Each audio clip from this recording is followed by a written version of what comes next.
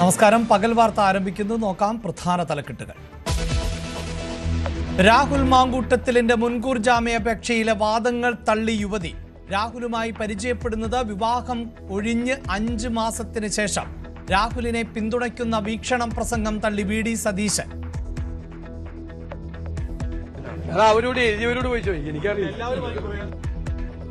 രാഹുലിന്റെ മുൻകൂർ ജാമ്യാപേക്ഷ മറ്റന്നാൾ പരിഗണിക്കും.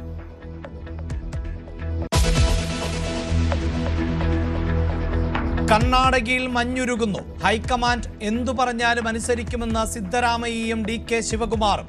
വരുന്ന തെരഞ്ഞെടുപ്പിലും ഒരുമിച്ച് തന്നെയെന്ന് നേതാക്കൾ.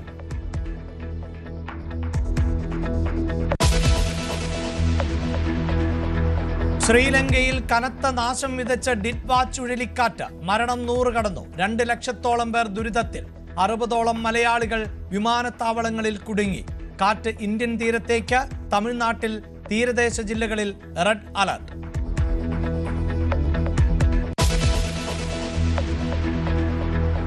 ഒതായി മനാഫ് വധക്കേസിൽ 1-ാം പ്രതി മാലങ്ങാടൻ ഷെഫീഖിന് ജീവപര്യന്തം തടവ്. 1 ലക്ഷം രൂപ പിഴ 2ാം സാക്ഷി ഫാത്തിമയ്ക്ക് നൽകണം. ശിക്ഷ വിധിച്ചത് മഞ്ചേരി അഡീഷണൽ ജില്ലാ സെഷൻസ് കോടതി.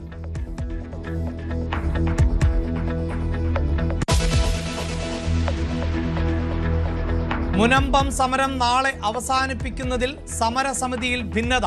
പ്രതിഷേധവുമായി ഒരു വിഭാഗം രംഗത്ത്. പുതിയ പന്തൽ കെട്ടി സമരം തുടങ്ങുമെന്ന പ്രഖ്യാപനം.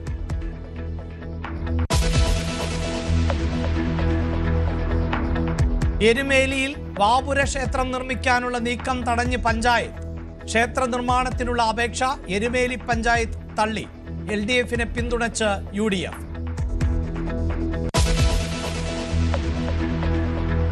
കോഴിക്കോട് ബേബി മെമ്മോറിയൽ ആശുപത്രിയിൽ വൻ തീപിടുത്തം. പുതിയ ബ്ലോക്കിലെ AC പ്ലാന്റ് കത്തി നശിച്ചു.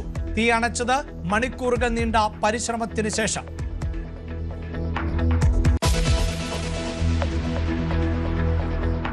രാഹുൽ മാങ്കൂട്ടത്തിൽ MLA മുൻകൂർ ജാമ്യാപേക്ഷയിൽ ചൂണ്ടിക്കാട്ടിയ ആരോപണങ്ങൾ തള്ളി. യുവതിയുടെ മൊഴി. 2024 ഓഗസ്റ്റ് 22-ന് വിവാഹിതയായ യുവതി 4 ദിവസം മാത്രമാണ് ഭർത്താവുമായി ഒരുമിച്ച് ജീവിച്ചത്. 1 മാസത്തിനുള്ളിൽ ബന്ധം ഒഴിഞ്ഞു. പിന്നീട് 5 മാസത്തിന് ശേഷമാണ് രാഹുലുമായി പരിചയപ്പെടുന്നത് എന്നും യുവതി മൊഴി നൽകി. ഭർത്താവുള്ളപ്പോൾ രാഹുലുമായി ബന്ധം എന്നായിരുന്നു ആരോപണം. അതേസമയം യുവതിയുമായുള്ള ശബ്ദരേഖ തന്റേത് എന്ന് മുൻകൂർ ജാമ്യാപേക്ഷയിൽ രാഹുൽ മാങ്കൂട്ടത്തിൽ സമ്മതിച്ചിട്ടുണ്ട്. യുവതി വിവാഹിതയായിരുന്നു എന്ന് അറിയാമായിരുന്നു. തുടർന്ന് യുവതിയുമായി ലൈംഗിക ബന്ധത്തിൽ ഏർപ്പെട്ടു. യുവതി ഗർഭഛിദ്രത്തിന് വിധേയയായി എന്നും രാഹുൽ മുൻകൂർ ജാമ്യാപേക്ഷയിൽ പറയുന്നുണ്ട്. യുവതിയുടെ ബലാത്സംഗ പരാതിയിൽ രാഹുലിന്റെ മുൻകൂർ ജാമ്യാപേക്ഷ തിരുവനന്തപുരം പ്രിൻസിപ്പൽ സെഷൻസ് കോടതി ബുധനാഴ്ച പരിഗണിക്കും. രാഹുൽ പാലക്കാട്ടെ രഹസ്യകേന്ദ്രത്തിലേക്ക് മാറി എന്നാണ് സൂചന. ഇന്നലെ ഇടയ്ക്ക് മൊബൈൽ ഫോൺ ഓൺ ചെയ്തിരുന്നു. മുൻകൂർ ജാമ്യ ഹർജി നൽകാൻ ഫോണിലൂടെ അഭിഭാഷകനുമായി സംസാരിച്ചുവെന്നാണ് സൂചന. പാലക്കാട് ജില്ല വിട്ടാൽ അത് മുൻകൂർ ജാമ്യത്തെ ബാധിക്കുമെന്ന് രാഹുലിന് നിയമോപദേശം ലഭിച്ചു. MLA-യുടെ ഔദ്യോഗിക വാഹനം താമസിക്കുന്ന ഫ്ളാറ്റിലാണുള്ളത്.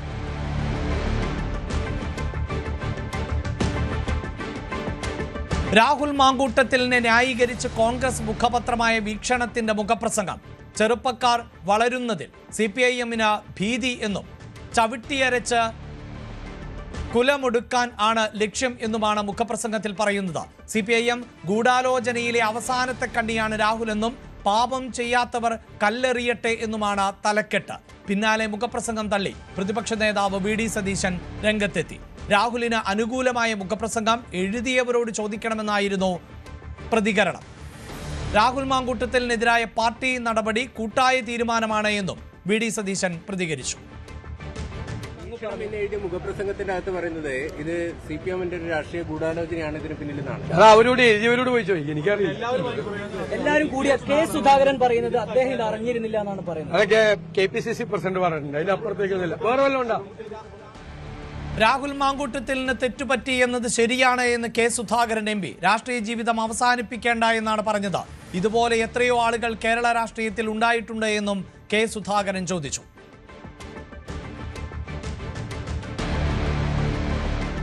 രാഹുലിന്റെ ജാമ്യ ഹർജി പരിഗണിച്ച ശേഷം തുടർ നടപടികൾ ആലോചിക്കാമെന്ന നിലപാടിലാണ് കോൺഗ്രസ് ദേശീയ നേതൃത്വം. അതേസമയം രാഹുൽ വിഷയത്തിൽ സംസ്ഥാനത്തെ കോൺഗ്രസ് നേതാക്കൾ രണ്ട് തട്ടിലാണ്. കടലിളകി വന്നാലും നിലപാടിൽ മാറ്റമുണ്ടാകില്ല എന്ന് പ്രതിപക്ഷ നേതാവ് വ്യക്തമാക്കിയപ്പോൾ രാഹുലിനെതിരെ നടക്കുന്നത് രാഷ്ട്രീയ ഗൂഢാലോചനയെന്ന UDF കൺവീനർ അടൂർ പ്രകാശിന്റെ പ്രതികരണം തന്നെ ഈ ആശയക്കുഴപ്പത്തിന്റെ തെളിവാണ്. വാർത്തയുടെ വിശദാംശങ്ങളുമായി ഡാൻ കുര്യൻ ആണ് ചേരുന്നത്. ഡാൻ, ഈ രാഹുൽ വിവാദം ഉയർന്നു വന്ന ഘട്ടം മുതൽ കോൺഗ്രസിനകത്ത് ഭിന്നാഭിപ്രായമുണ്ട്. അത് കോൺഗ്രസുമായി ബന്ധപ്പെട്ട പോഷക സംഘടനകളിൽ അടക്കം പ്രകടമാണ്. പക്ഷേ രാഹുലുമായി ബന്ധപ്പെട്ടിപ്പോൾ നിയമ പോരാട്ടത്തിലേക്ക് കടക്കുമ്പോഴും ആ ഭിന്നത പാർട്ടിക്കുള്ളിൽ തുടരുന്നു എന്നാണോ മനസ്സിലാക്കേണ്ടത്?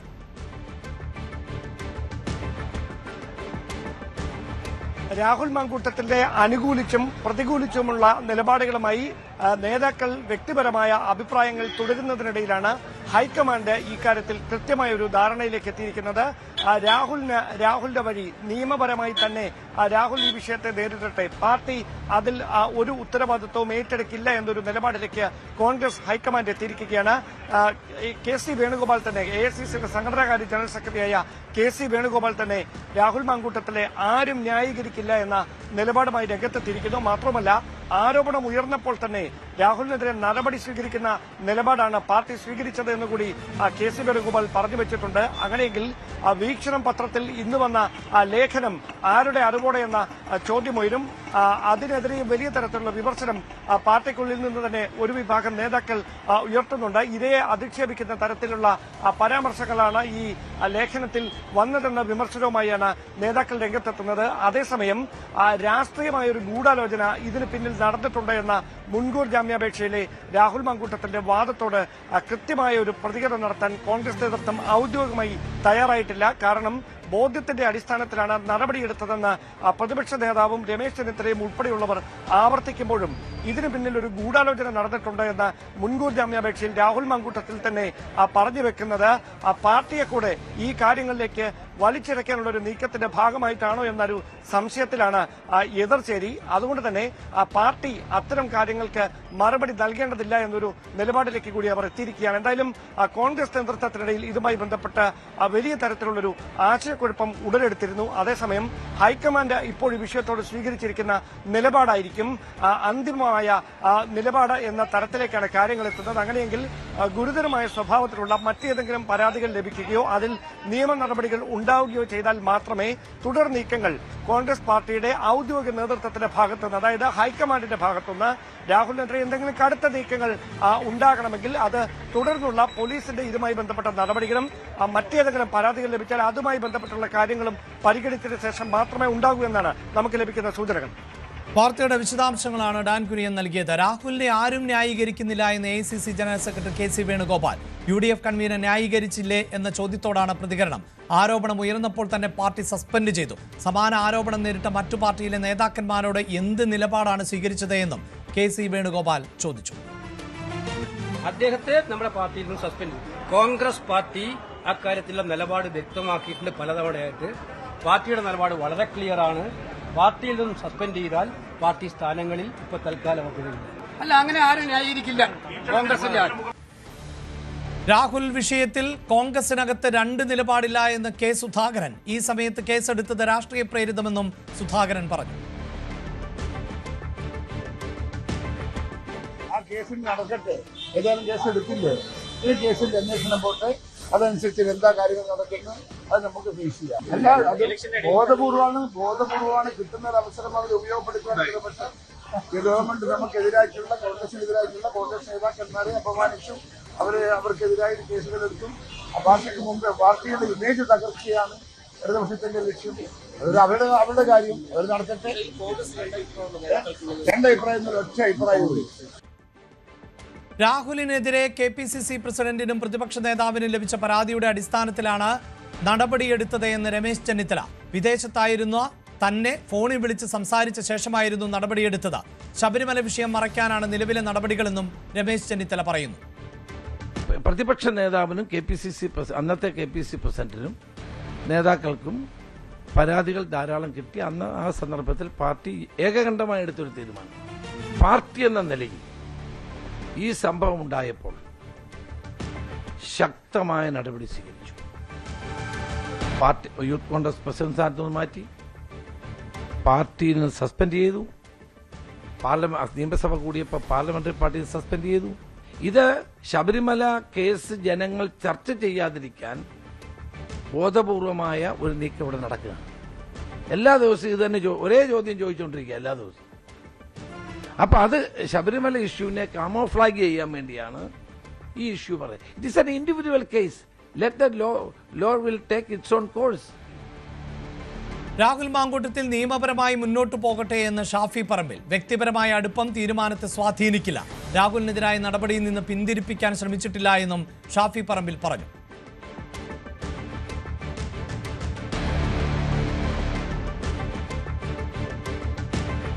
രാഹുലിന് എതിരായ പരാതി സ്വർണ്ണക്കൊള്ള മറയ്ക്കാൻ എന്ന് BJP സംസ്ഥാന അധ്യക്ഷൻ രാജീവ് ചന്ദ്രശേഖർ. തെരഞ്ഞെടുപ്പിൽ ജനങ്ങളുടെ ശ്രദ്ധ തിരിക്കാനുള്ള CPIM നീക്കമാണിത്. പാലക്കാട് ജനതയ്ക്ക് രാഹുലിനെ കെട്ടിയേൽപ്പിച്ചുവെന്നും രാജീവ് ചന്ദ്രശേഖർ കുറ്റപ്പെടുത്തി. ഇത് CPM-ന്റെ ഒരു പൊളിറ്റിക്കൽ തന്ത്രമാണ്. ജനങ്ങളെ ശ്രദ്ധ തിരിക്കാൻ ഇലക്ഷൻ്റെ 10 ദിവസം മുമ്പ് ഈ ഒരു ഇഷ്യൂവിന് മുമ്പോട്ട് വെച്ച് നടന്ന ശബരിമലയുടെ കൊള്ള ഇതിനെക്കുറിച്ച് ഡിസ്കഷൻ ഇവിടുന്ന് മാറ്റി വെച്ച് വേറെ ഏതെങ്കിലും ഒരു ഡിസ്കഷൻ തുടങ്ങാൻ ഒരു ശ്രമം.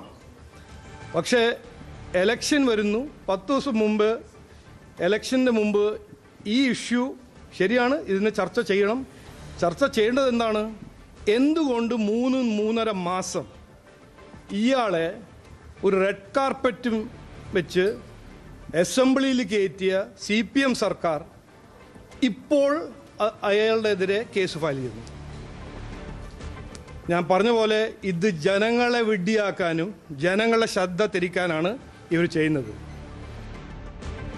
രാഹുൽ മാങ്കൂട്ടം വിഷയം അതിജീർണതയുടെ വിഷയം എന്ന CPIM സംസ്ഥാന സെക്രട്ടറി MV ഗോവിന്ദൻ. കോൺഗ്രസിൽ ഭിന്നത രൂക്ഷമാണ്. രാഹുലിന്റെ രാജി നാടിന്റെ ആവശ്യമാണ് എന്നും MV ഗോവിന്ദൻ പറഞ്ഞു. ഞാൻ പറഞ്ഞല്ലോ, കോൺഗ്രസിന്റെ അകത്ത് ഭിന്നത രൂപപ്പെടും, ഉറപ്പല്ലേ. ഈ ജീർണത പൂർണ്ണമായിട്ട് അംഗീകരിക്കുന്നവരുണ്ട്, അംഗീകരിക്കാത്തവരുണ്ട്. അപ്പോൾ പിന്നെ സ്വാഭാവികമായിട്ടും സംഘർഷാത്മകമായ സാഹചര്യം കോൺഗ്രസിലുണ്ടാവും. ഏതായാലും പകൽ വെളിച്ചം പോലെ വ്യക്തമാക്കപ്പെട്ടതാണ് രാഹുൽ മാങ്കൂട്ടത്തിൻ്റെ ഭാഗമായിട്ടുള്ള സ്ത്രീ പീഡനത്തിൻ്റെയും ഗർഭചിത്രം ഉൾപ്പെടെയുള്ള കാര്യങ്ങളെ സംബന്ധിച്ചുള്ള കാര്യം. ഞാനത് അധികം വിശദീകരിക്കേണ്ട കാര്യമില്ല, എല്ലാവർക്കും അറിയുന്ന കാര്യമായതുകൊണ്ട് ഞാൻ വിട്ടതാണത്. അത്രയേ എനിക്ക് പറയാനുള്ളൂ. അത് കോൺഗ്രസ്സാണ് തീരുമാനിക്കേണ്ടത്. കോൺഗ്രസിൻ്റെ അങ്ങേയറ്റത്തെ ജീർണതയാണ് പ്രകടമാകുന്നത്. കാരണം സസ്പെൻഡ് ചെയ്തു എന്ന് പറഞ്ഞ് നിർത്തിയിട്ട് പാലക്കാട് ജില്ലയിലെ കോൺഗ്രസിൻ്റെ ഏറ്റവും സജീവ പ്രവർത്തകനെ പോലെ എല്ലാവരും ചേർന്ന് പ്രവർത്തിക്കുകയായിരുന്നു രാഹുൽ മാങ്കൂട്ടം. ഈ വിവരം അവസാനത്തെ ഒരു TV ചാനൽ അവതരിപ്പിച്ച അവസാനത്തെ ക്ലിപ്പിംഗ് കേട്ടതിന് ശേഷം പിന്നീട് ആ പെൺകുട്ടി പരാതി നൽകുന്നതിന് വേണ്ടി മുഖ്യമന്ത്രിയുടെ ഓഫീസിൽ എത്തിയിരിക്കുന്നു എന്ന് വാർത്ത വരുന്ന നിമിഷം അപ്പോഴാണ് ഓഫീസും കൂട്ടി രാഹുൽ മാങ്കൂട്ടം പുറത്തേക്ക് പോയത്. കോൺഗ്രസിന്റെ മൂല്യത്തകർച്ചയാണ് പുറത്തു വന്നിരിക്കുന്നത് എന്ന് CPIM നേതാവ് EP ജയരാജൻ. രാഹുലിന്റേത് സ്ത്രീകളെ മുഴുവൻ അപമാനിക്കുന്ന നിലപാടാണ്. വനിതകൾക്ക് കോൺഗ്രസ് പാർട്ടിയിൽ കടന്നുവരാൻ കഴിയാത്ത അവസ്ഥയാണുള്ളത് എന്നും EP ജയരാജൻ കുറ്റപ്പെടുത്തി. ഇത് മനസ്സിലാക്കേണ്ടത് കോൺഗ്രസ് സർവനാശത്തിലേക്കാണ്. കോൺഗ്രസ് തകർന്നുകൊണ്ടിരിക്കുകയാണ്. ഇത്തരം സംഭവങ്ങളെയൊക്കെ അംഗീകരിക്കുന്നൊരു പാർട്ടിയായി കോൺഗ്രസ് അധപ്പതിച്ചില്ലേ? സോണിയാഗാന്ധി നയിക്കുന്നൊരു പാർട്ടിയല്ലേ?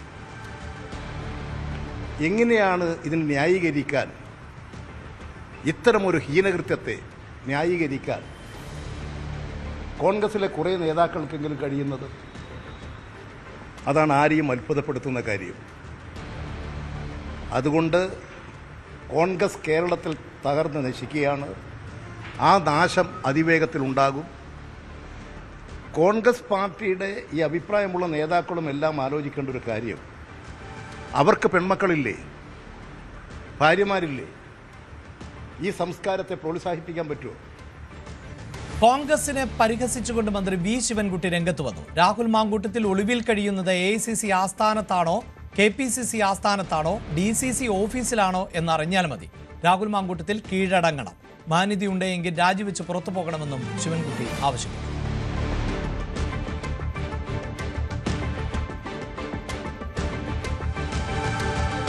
കോൺഗ്രസ് ക്രൈം സിൻഡിക്കേറ്റിന്റെ പിടിയിൽ എന്ന എ റഹീം MP. യുവ നേതാക്കളാണ് ഈ സിൻഡിക്കേറ്റിൽ ഉള്ളത്. കോൺഗ്രസിലെ സീനിയർ നേതാക്കൾക്ക് പോലും ഇവരെ ഭയമാണ്. രാഹുൽ മാങ്കൂട്ടത്തിലിനെ ഇപ്പോൾ ഒളിവിൽ സംരക്ഷിക്കുന്നതും ഇവരുടെ നേതൃത്വത്തിലാണ് എന്ന് എ റഹീം ആരോപിച്ചു. കോൺഗ്രസ് ഒരു ക്രൈം സിൻഡിക്കേറ്റിന്റെ കയ്യിൽ അകപ്പെട്ടിരിക്കുന്നു. പണം, അതോടൊപ്പം തന്നെ അമിതാധികാരം, പിന്നെ എല്ലാ തരത്തിലുള്ള കുഴപ്പങ്ങളും, ഞാൻ അതിൻ്റെ മറ്റു വിശദാംശങ്ങളിലേക്ക് പോകുന്നില്ല. ഇതെല്ലാം ചേർന്ന് വരുന്നൊരു മാഫിയ കൾച്ചർ മുന്നോട്ട് കൊണ്ടുപോകുന്ന ഒരു ക്രൈം സിൻഡിക്കേറ്റിന്റെ തടവറയിലാണ് കോൺഗ്രസ്. അവർ വരയ്ക്കുന്ന വരയുടെ പുറത്തു പോയി കളിക്കാൻ ഉയർന്ന നേതാക്കൾക്ക് പോലും ഇന്ന് ഭയമാണ്. അതുകൊണ്ട് ജനമിത് തിരിച്ചറിയും എന്നാണ് പ്രതീക്ഷിക്കുന്നത്. കോൺഗ്രസിന് അല്പമെങ്കിലും മാന്യതയുണ്ട് എങ്കിൽ, കോൺഗ്രസിന് ധാർമ്മികത എന്ന പദം അല്പമെങ്കിലും ബാക്കിയുണ്ട് എങ്കിൽ കോൺഗ്രസ് ഈ നിലപാട് തിരുത്താൻ തയ്യാറാണ്. നഗ്നമായാണ് കോൺഗ്രസ് ഈ കുറ്റവാളിയെ ഇപ്പോൾ സംരക്ഷിച്ചുകൊണ്ടിരിക്കുന്നത്. അപ്പോൾ ഈ പോലീസ് തിരയുന്ന ഈ കുറ്റവാളിക്ക് സംരക്ഷണം ഒരുക്കുന്ന കോൺഗ്രസ് ഔദ്യോഗികമായി തന്നെ സംരക്ഷണം ഒരുക്കുകയാണ്. അത് അവസാനിപ്പിക്കണം. എന്തിനാണ് ഈ ഒളിച്ചുകളി? ഒരു വശത്ത് പറയുന്നത് അയാളെ സസ്പെൻഡ് ചെയ്തു എന്നാണ്. സസ്പെൻഡ് ചെയ്തു എന്ന് പറയുകയും എന്നിട്ട് അയാളെ ചേർത്ത് നിർത്തുകയും ചെയ്യുകയാണ്. ഇത് രണ്ടും പരസ്പര വിരുദ്ധമാണ്. ജനങ്ങളിത് കൂടുതൽ തിരിച്ചറിയും. ഒരുമിച്ചുള്ള പ്രഭാത ഭക്ഷണത്തിന് ശേഷം മുഖ്യമന്ത്രി സ്ഥാന മാറ്റത്തെക്കുറിച്ച് മൗനം പാലിച്ചും വരുന്ന തെരഞ്ഞെടുപ്പിലും ഇരുവരും ഒരുമിച്ച് പോകുമെന്നും പ്രഖ്യാപിച്ചും കർണാടക മുഖ്യമന്ത്രി സിദ്ധരാമയ്യയും ഉപമുഖ്യമന്ത്രി DK ശിവകുമാറും. ഹൈക്കമാൻഡ് എന്തു പറഞ്ഞാലും അത് അനുസരിക്കുമെന്ന് ഇരു നേതാക്കളും വ്യക്തമാക്കി. മുഖ്യമന്ത്രി സ്ഥാന തർക്കത്തെക്കുറിച്ച് ആവർത്തിച്ചുള്ള ചോദ്യങ്ങളിൽ നിന്ന് ഒഴിഞ്ഞുമാറി ഇരുവരും BJP-JDS സഖ്യത്തിന് എതിരെ ഒരുമിച്ച് പോകുമെന്ന വാദം ആവർത്തിക്കുകയായിരുന്നു. The unity will continue. We are together. Myself and the President of the KPCC and Deputy Chief Minister, Mr. DK Shivakumar, and myself are single. We are you are united. You are united, and there is no differences between DK Shivakumar and myself. Today, myself and the Honorable Chief Minister, we had a breakfast meeting, and Mr. CM is also going to come for a lunch or dinner within next few days to my residence. We all have joined together. We have worked together. The party, as the entire workers of the state, have jointly supported us, and the people of Karnataka has blessed us with a massive mandate. Whatever promises we have given to the people of Karnataka, it is our bound duty to deliver everything. The promises, whatever we had given to them, we have delivered. At the same time, we are fortunate with all your cooperation and all the legislative cooperation. We are giving a government with a good governance. We will continue to do so. Today, we discussed the strategy of 28. We discussed the strategy of 8 assembly session, which is going to be held. How to tackle the opposition party. We will do it. Whatever they do politics, they may try to create a lot of issues. We are ready to answer to them. As far as political issues is concerned, the leadership issue is concerned, we go by my party high command. Whatever my party high command tells, it is our decision. We have been a loyal soldiers of the party. At topmost, we all are the basic party workers to keep our party regime very high. We know the party is in difficult stage in our country, but still we have confidence. Karnataka will take a major role, repeat in 28, and will take forward in 29. Again, under the leadership of Mallikarjun Kharge ji and Rahul ji, we are confident that we will come back and we will support 29 to bring them back to power. മുഖ്യമന്ത്രി സ്ഥാനത്തെ ചൊല്ലി തങ്ങൾ തമ്മിൽ ഒരു തർക്കമേ ഉണ്ടായിട്ടില്ല എന്ന മട്ടിലായിരുന്നു മുഖ്യമന്ത്രി സിദ്ധരാമയ്യയുടെയും ഉപമുഖ്യമന്ത്രി DK ശിവകുമാറിൻ്റെയും പ്രതികരണം.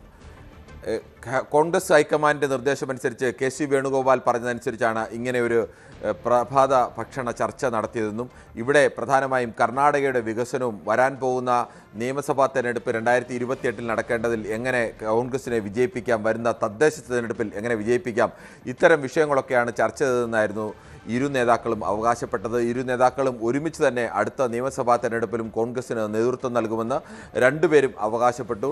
മാധ്യമപ്രവർത്തകർ ആവർത്തിച്ച് മുഖ്യമന്ത്രി സ്ഥാനത്തെ ചൊല്ലിയുള്ള വിഷയങ്ങൾ ഉന്നയിച്ചു. അതോടൊപ്പം തന്നെ സ്റ്റാറ്റസ് കോ നിലനിൽക്കുമോ എന്നുള്ള ചോദ്യങ്ങൾ ഉന്നയിച്ചു. ഇരു നേതാക്കളും അതിസമർത്ഥമായി തന്നെ ഈ ചോദ്യങ്ങളിൽ നിന്നെല്ലാം ഒഴിഞ്ഞു മാറുകയും അവിടെയെല്ലാം പ്രതിപക്ഷത്തിന് BJPക്കും JDSനും നേരെയും മാധ്യമങ്ങൾക്കും നേരെയും ആരോപണം ഉന്നയിക്കുകയാണ് ചെയ്തത്. എന്തായാലും ഇരു നേതാക്കളും മാത്രമായി നടത്തിയ ഈ ചർച്ചയിൽ ഒന്നുകിൽ ഒരു ധാരണ ഉണ്ടായിരിക്കുന്നു, അത് 3 വർഷം തുടരാൻ അനുവദിക്കുക എന്നുള്ള ഒരു ധാരണയിലേക്കാണ് എന്നുള്ള ചില സൂചനകളൊക്കെ വരുന്നു. പക്ഷേ സ്ഥിരീകരണം അപ്പോഴുമില്ല. അല്ലെങ്കിൽ ഈ നേതാക്കളും തമ്മിൽ മറ്റെന്തെങ്കിലും ഒരു ധാരണയിൽ എത്തിയിരിക്കുന്നു, അത് ഹൈക്കമാൻഡ് പ്രഖ്യാപിക്കട്ടെ എന്ന തീരുമാനത്തിലാണ് എത്തിയിരിക്കുന്നത്.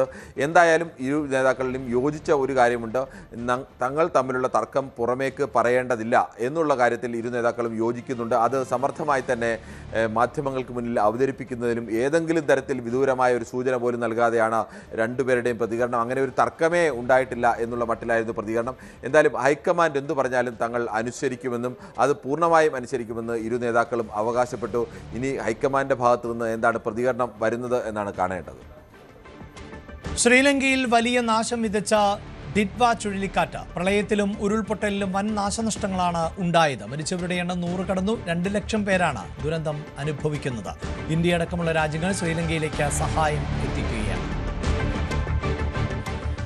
ഡിറ്റ്വ ചുഴലിക്കാറ്റിനെ തുടർന്നുള്ള തീവ്രമഴയിലും വെള്ളപ്പൊക്കത്തിലും മണ്ണിടിച്ചിലിലും ശ്രീലങ്കയിൽ വൻ നാശം. മണ്ണിടിച്ചിലിൽ നിരവധി പേർ കുടുങ്ങി. രക്ഷാപ്രവർത്തനം തുടരുകയാണ്. പ്രളയഭീതിയിലാണ് തലസ്ഥാനമായ കൊളംബോ അടക്കമുള്ള പ്രദേശങ്ങൾ. വൈദ്യുതി, ഇന്റർനെറ്റ് കണക്ഷൻ തകരാറിലാണ്. ആളുകളെ സ്കൂളുകളിലേക്കും മറ്റ് താൽക്കാലിക ക്യാമ്പുകളിലേക്കും മാറ്റിപ്പാർപ്പിച്ചു. 300ഓളം ദുരിതാശ്വാസ ക്യാമ്പാണ് തുറന്നിട്ടുള്ളത്. തമിഴ്നാട് തീരത്തേക്ക് ചുഴലിക്കാറ്റ് അടുക്കുന്നുവെന്നാണ് കാലാവസ്ഥാ കേന്ദ്രം മുന്നറിയിപ്പ് നൽകുന്നത്. തമിഴ്നാട്, പുതുച്ചേരി, ആന്ധ്രാപ്രദേശിന്റെ തെക്കൻ തീരങ്ങൾ എന്നിവിടങ്ങളിൽ ടിറ്റ്വ ചുഴലിക്കാറ്റ് ആഞ്ഞടിച്ചേക്കും. ചെന്നൈ ഉൾപ്പെടെ 14 ജില്ലകളിൽ ജാഗ്രതാ നിർദ്ദേശം നൽകിയിട്ടുണ്ട്. തഞ്ചാവൂർ, തിരുവാരൂർ, നാഗപട്ടണം, മയിലാടുംതുറൈ എന്നിവിടങ്ങളിൽ റെഡ് അലർട്ടാണ്. 7 ജില്ലകളിൽ സ്കൂളുകൾക്ക് അവധി നൽകി. തമിഴ്നാട്, ആന്ധ്ര സർക്കാരുകൾ സ്ഥിതി വിലയിരുത്തുന്നുണ്ട്. 240 പേരടങ്ങുന്ന 8 NDRF സംഘങ്ങളെ വിവിധയിടങ്ങളിൽ വിന്യസിച്ചിട്ടുണ്ട്. ചുഴലിക്കാറ്റ് ഭീതിയിൽ ചെന്നൈയിൽ നിന്നുള്ള 50ലധികം വിമാനങ്ങൾ റദ്ദാക്കി. ദക്ഷിണ റെയിൽവേയും വിവിധ ട്രെയിൻ സർവീസുകൾ റദ്ദാക്കിയിട്ടുണ്ട്. ഓപ്പറേഷൻ സാഗർ ബന്ധുവിന്റെ ഭാഗമായി ഇന്ത്യ ഇന്ന് കൂടുതൽ സഹായം ശ്രീലങ്കയ്ക്ക് കൈമാറും. നേരത്തെ 12 ടൺ ടെന്റുകൾ, ടാർപോളിൻ, ബ്ലാങ്കറ്റ്, ഭക്ഷണം എന്നിവയും എത്തിച്ചിരുന്നു. കൊളംബോയിൽ നിന്ന് ഇന്ത്യയിലേക്ക് തിരിച്ച 64 മലയാളികൾ വിമാനത്താവളത്തിൽ 2 ദിവസത്തിലേറെയായി കുടുങ്ങിക്കിടക്കുകയാണ്. ഭക്ഷണമോ താമസമോ ഇല്ലാതെ കടുത്ത ദുരിതത്തിലാണിവർ. ഞങ്ങളോട് പറയുന്നത് നിങ്ങൾ വെളിയിൽ പോയിക്കോ, നിങ്ങൾ ലഗേജ് പോയിക്കോ എന്നുള്ള കേസാണ് ഞങ്ങളോട് പറയുന്നത്. ഇവർക്ക് ഞങ്ങളെ നാട്ടിലെത്തിക്കാനുള്ള യാതൊരു ഉത്തരവാദിത്വവും ഇല്ലാതായിട്ടാണ് കാണുന്നത്.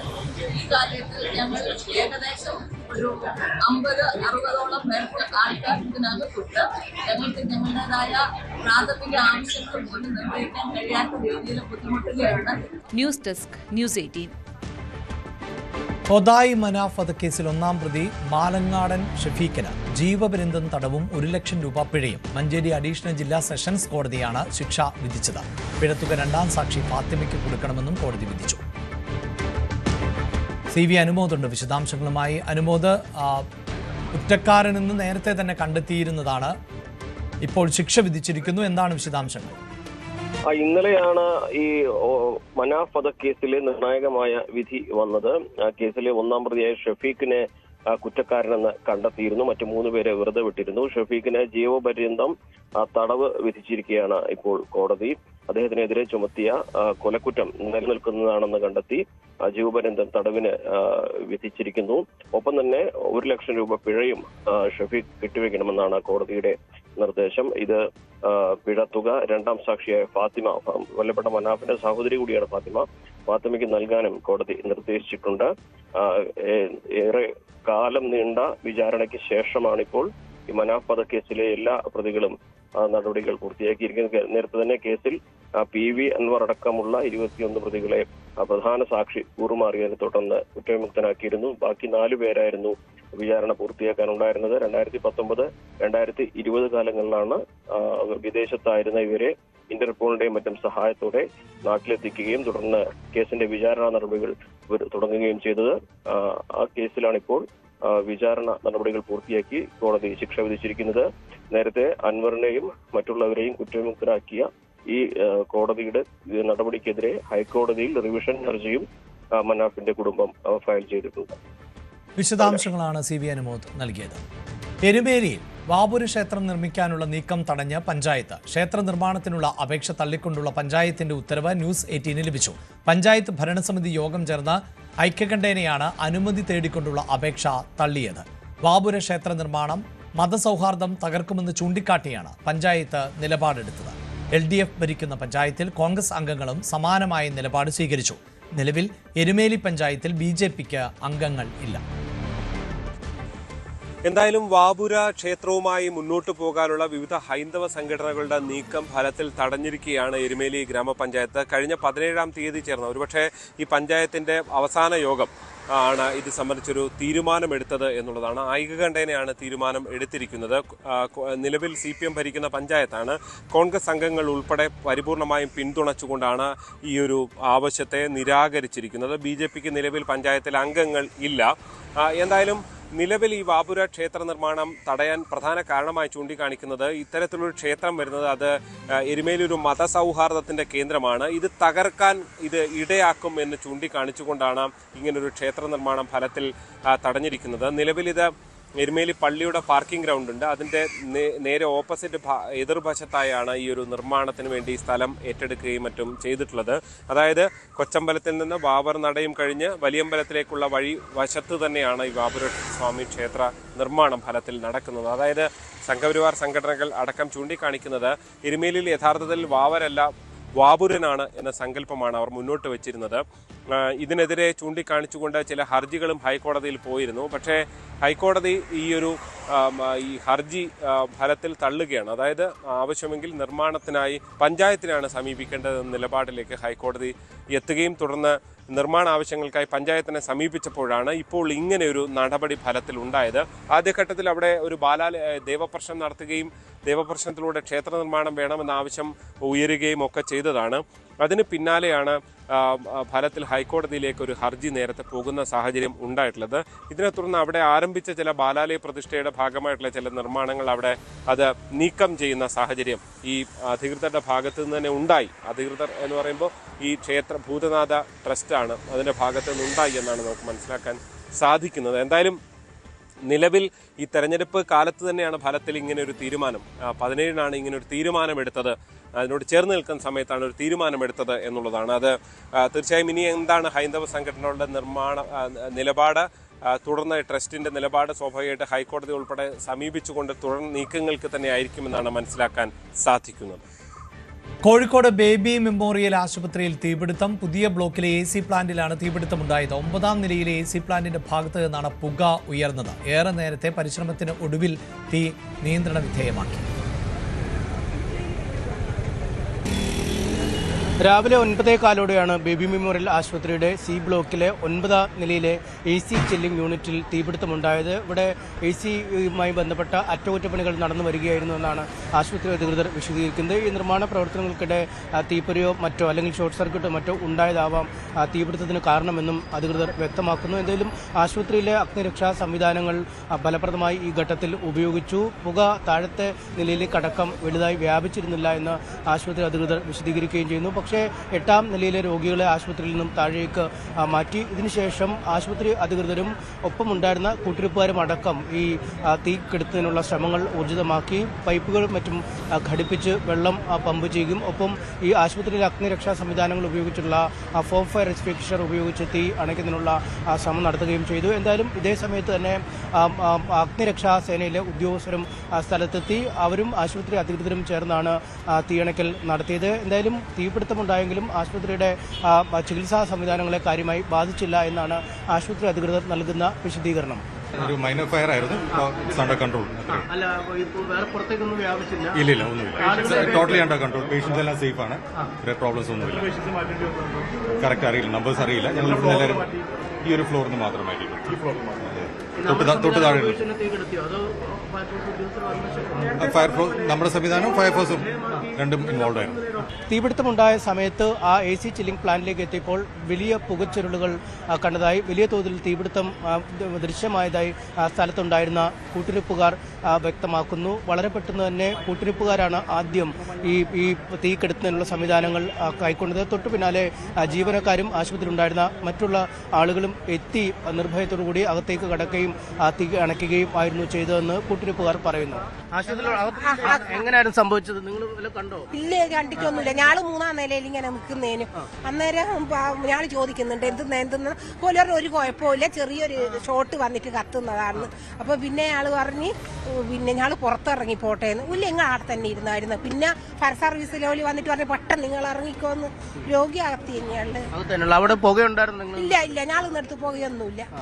ബുദ്ധിമുട്ടൊന്നും തോന്നിയില്ല? അവിടെ തോന്നിയില്ല. നമ്മള് ഫസ്റ്റ് ഫ്ലോർ, അമ്മ സെക്കൻഡ് ഫ്ലോറിൽ ഐസിയുലാണ് അമ്മ ഉള്ളത്. അവിടെ തന്നെയാണ് ഉള്ളത് ഇപ്പം? അമ്മ അവിടെ തന്നെയാണ്. കുഴപ്പമൊന്നുമില്ലെന്നല്ലേ? ഒന്നുമില്ല എന്ന് പറഞ്ഞു. ഞാൻ സെക്കൻഡ് ഫ്ലോർ ലാബിലായിരുന്നു. എന്നിട്ട് എന്താ പുക കണ്ടോ നിങ്ങൾ? ഞങ്ങൾ പുറത്തിറങ്ങി നോക്കി, അപ്പോഴാ കാണുന്നത്. ഇത്രയും വലിയ തീയാന്ന് അപ്പോഴാണ് മനസ്സിലാവുന്നത്? അപ്പോഴാണ് മനസ്സിലാവുന്നത്. ആളുകളെ ഒഴിപ്പിക്കാനൊന്നും പറഞ്ഞില്ലായിരിക്കും? അല്ലേ, ഒന്നും പറഞ്ഞിട്ടൊന്നുമില്ല, ആവശ്യം വന്നില്ല. ജനപ്രതിനിധികൾ അടക്കമുള്ളവരും സ്ഥലത്തെത്തി സ്ഥിതിഗതികൾ വിലയിരുത്തി. ആശുപത്രിയിലെത്തി പൂർണ്ണമായും നിയന്ത്രണ വിധേയമാകുന്നതിന് മണിക്കൂറുകൾ മാത്രമാണ് എടുത്തതെന്ന് അഹമ്മദ് ദേവർകോവിൽ MLA പറഞ്ഞു. തീപിടുത്തം നിയന്ത്രണ വിധേയമാണ് എന്ന് അസിസ്റ്റന്റ് കളക്ടറും വ്യക്തമാക്കി. ഇപ്പൊ പ്രശ്നങ്ങളൊന്നുമില്ല, നിയന്ത്രണ വിധേയമാണ്. അല്ല, ഇപ്പൊ നമുക്ക് കിട്ടിയ പ്രാഥമിക വിവരം അനുസരിച്ചിട്ട് ഒരു AC ചില്ലർ പ്ലാന്റിലെ ഒരു ഷോർട്ട് സർക്യൂട്ട് എന്നാണ്. ബാക്കി വിശദമായിട്ടുള്ള ഒരു ഇത് കഴിഞ്ഞിട്ടേ പറയാൻ പറ്റുള്ളൂ. ഒന്നുമില്ല. എന്തോ ഇല്ല, ഈ ഫ്ലോറിൽ രോഗികളില്ലായിരുന്നു എന്നാണ് അറിഞ്ഞത്. 8th ഫ്ലോറിൽ അവരൊരു പ്രിക്കോഷണറി മെഷർ അവർ 6th ഫ്ലോറിലേക്ക് മാറ്റിയിട്ടുണ്ടായിരുന്നു ഓൾറെഡി. എന്തായാലും വലിയ പുകച്ചുരുളുകളാണ് അന്തരീക്ഷത്തിലേക്ക് വരുന്നത്. 9-ാം നിലയിൽ നിന്ന് ആയതുകൊണ്ട് തന്നെ മുകളിലേക്കാണ് തീ ആളിക്കത്തിയത്. താഴത്തെ നിലയിലും മറ്റുമായിരുന്നെങ്കിൽ ഒരുപക്ഷെ താഴെ നിന്നും മുകളിലേക്ക് പുക വ്യാപിക്കുകയും ആശുപത്രി ഒന്നടങ്കം പുക വിഴുങ്ങുകയും ചെയ്തതിന്. പക്ഷേ മുകളിലത്തെ നില ആയതുകൊണ്ട് തന്നെ കൃത്യമായി പുകച്ചുരുളുകൾ മുകളിലേക്കാണ് പോയത്. ഒപ്പം ആശുപത്രിയിൽ സുരക്ഷാ സംവിധാനങ്ങൾ കൃത്യമായി ഉണ്ടായിരുന്നതും അഗ്നിശമന സേന അംഗങ്ങൾ വളരെ പെട്ടെന്ന് തന്നെ ആശുപത്രിയിൽ എത്താൻ കഴിഞ്ഞതും വലിയൊരു അത്യാഹിതം തന്നെയാണ് ഒഴിവാക്കിയിരിക്കുന്നത്. ബേബി മെമ്മോറിയൽ ആശുപത്രിയിൽ തീപിടുത്തമുണ്ടായപ്പോൾ അടയ്ക്കാൻ ആദ്യം മുന്നിട്ടിറങ്ങിയത് രോഗികളുടെ കൂട്ടിരിപ്പുകാരായ 2 യുവാക്കളായിരുന്നു. ആശുപത്രിയിലെ അഗ്നിരക്ഷാ സംവിധാനങ്ങൾ ഉപയോഗിക്കുകയും ജീവനക്കാരുടെ സഹായത്തോടെ ഇരുവരും തീകെടുത്തലിലും രക്ഷാപ്രവർത്തനങ്ങളിലും ഏർപ്പെടുകയും ചെയ്തു. അടുത്ത കാലത്ത് വലിയ തീപിടുത്തങ്ങളാണ് കോഴിക്കോട് മൊഫീസിൽ ബസ് സ്റ്റാൻഡിലും മെഡിക്കൽ കോളേജിൽ അടക്കം ഉണ്ടാവുകയും ചെയ്തു. എന്തായാലും ബേബി മെമ്മോറിയൽ ആശുപത്രിയിൽ തീപിടുത്തമുണ്ടായെങ്കിലും വലിയൊരു അപകടത്തിലേക്ക് നീങ്ങാതെ രക്ഷപ്പെടുകയും ചെയ്തു. എന്തായാലും ഇത്തരം പ്രവർത്തനങ്ങൾക്ക് ബൈസ്റ്റാൻഡർമാരടക്കം, അതായത് രോഗിയുടെ കൂട്ടിരിപ്പുകാരടക്കം താല്പര്യപ്പെട്ട് നിർഭയരായി അവിടേക്ക് പോയി തീയണയ്ക്കാൻ ശ്രമം നടത്തിയെന്നാണ് നമുക്ക് മനസ്സിലാക്കുന്നത്. നമുക്കിപ്പോൾ 2 ചെറുപ്പക്കാരുണ്ട്. നിങ്ങൾ ഇവിടെ കൂട്ടിരിപ്പുകാരായി എത്തിയവരാണല്ലേ? എങ്ങനെയായിരുന്നു ആ തീപിടുത്തം ഉണ്ടായത്? തീ പെട്ടെന്ന് എന്താ നമ്മൾ പുറത്ത് നോക്കി ഫോൺ വിളിക്കുന്നത്. അപ്പോൾ ഒരു പുക കണ്ട്, അപ്പോൾ കൊണ്ട് മനസ്സിലായി എന്തോന്ന് കത്തിക്കണം. അപ്പോൾ എല്ലാവരും ഫയർ എന്ന് പറഞ്ഞാൽ എല്ലാവരും ഓടി, എല്ലാവരും ഫ്ലോറിൽ നിന്ന് ഫുള്ള് കാലിയാക്കി താഴത്തേക്ക് ഇറങ്ങാൻ പറഞ്ഞു. അപ്പോൾ എന്തായത് നമുക്ക് അവിടെ ആരെങ്കിലും ഉണ്ട്, അവിടെ രക്ഷപ്പെടും, അവിടെ കുടുങ്ങി കിടക്കുന്ന നമ്മൾ രക്ഷാപ്രവർത്തനം വേണ്ടിയിട്ട് മേലെ കയറിപ്പോയപ്പോൾ അവിടെ നല്ല അതിഗംഭീരമായ തീ പടരായിരുന്നു. അങ്ങനെ നമ്മൾ പെട്ടെന്ന് മേലേക്ക് പോയി. അങ്ങനെ ഫയർ എക്സ്റ്റിംഗ്വിഷറും കാര്യങ്ങളൊക്കെ BB സേവനക്കാർ വന്ന് നമുക്ക് അത് ഹെൽപ്പ് ചെയ്തെന്ന് നമ്മളെ കൂടി സഹകരിച്ച് നമ്മൾ മുന്നിട്ട് നിർത്തി. നമ്മൾ ഫുള്ള് വെള്ളമൊക്കെ ഒഴിച്ച് ഫുള്ള് ഫയർ എക്സ്റ്റിംഗ്വിഷർ ഉപയോഗിച്ച് ഫുള്ള് തീ അണച്ച്. ആർക്കും ഒരു ബുദ്ധിമുട്ടില്ലാത്ത രൂപത്തിൽ നമ്മൾ തീ അണച്ച്. ഒരുപാട് ഭയങ്കര തീയായിരുന്നു. ഒരുപാട് എന്തോ ഒരു റിപ്പയറിംഗ് വർക്ക് നടക്കുന്ന ഇടയിലാണ് പെട്ടെന്ന് തീ ഉണ്ടായത്. അതിൽ ആർക്കും ആളപായമൊന്നുമില്ല, എല്ലാവരും രക്ഷപ്പെട്ടു. പേരെന്താണ് നിങ്ങളുടെ? പേര് ദംസാസ്. ഞാൻ മലപ്പുറം തിരൂരാണ്. ഞാൻ കോഴിക്കോട് മിംസിൽ പഠിക്കുകയാണ്. BCVT 4ാം കൊല്ലമാണ്. ഇന്റേൺഷിപ്പിന് പഠിക്കുന്ന ഒരു വ്യക്തിയാണ്. ഇവിടെ ആരുടെ കൂടാണ്? ഇവിടെ പാന്റെ അനിയന്റെ കൂടെ വന്നതാണ്. അവർക്ക് എന്താ ചെറിയ സർജറി രാവിലെ വന്നത് 6:30 എത്തിക്കണം. 8 മണിക്ക് പോലെ സർജറി കയറ്റി. സർജറി പൂർണ്ണമായി കഴിഞ്ഞ അൽഹംദുലില്ലാഹ് താഴേക്ക് പോകണമെന്ന് തോന്നിയില്ല. അവിടെ ആരെങ്കിലും കുടുങ്ങിയെടുക്കണം, അവരെ രക്ഷിക്കാനുള്ള മനസ്സ് വന്ന ദൈവത്തിന്റെ അനുഗ്രഹത്താൽ നമുക്കൊന്നും സംഭവിച്ചില്ല, ആർക്കും ഒന്നും സംഭവിച്ചില്ല. നിങ്ങളുടെ പേരെന്താണ്? എന്റെ പേര് നാസിം. എവിടെ സ്ഥലം? ഞാൻ തിരൂർ തന്നെ, ബന്ധപ്പം തന്നെ. നിങ്ങൾ കസിൻസാ?